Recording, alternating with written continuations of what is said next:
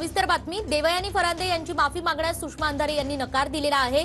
सुषमा अंधारे यांनी विधान परिषद सभापतींना पत्राद्वारे हे उत्तर दिलंय। हक्कभंगाची कारवाई केल्यानंतर पत्र लिहित सुषमा अंधारे यांनी हे उत्तर दिलंय। संस्कृत भाषेमध्ये पत्र लिहित सुषमा अंधारे यांनी लेखी उत्तर दिलेलं आहे आणि तुरुंगवास पत्करावा लागला तरी चालेल, मात्र देवयानी फरांदे यांची माफी मागणार नाही, या आपल्या निर्णयावर ठाम आहेत सुषमा अंधारे। अधिक जाणून घेऊयात आपण आपले प्रतिनिधी योगेश बोरसे यांच्याकडून। योगेश, या पत्रामध्ये सुषमा अंधारे यांनी नेमकं काय म्हटलेलं आहे?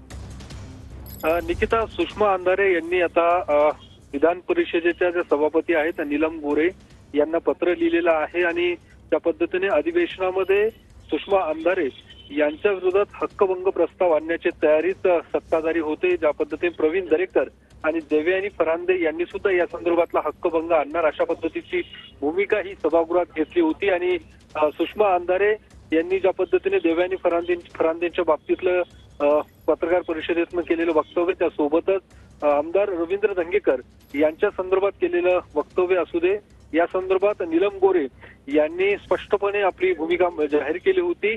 येथे 8 दिवसांमध्ये सुषमा अंधारेंनी जर माफी मागितली नाही तर त्यांच्यावरती हक्कभंग प्रस्ताव आणणार अशा पद्धतीची भूमिका ही नीलम गोरे यांनी घेतली होती।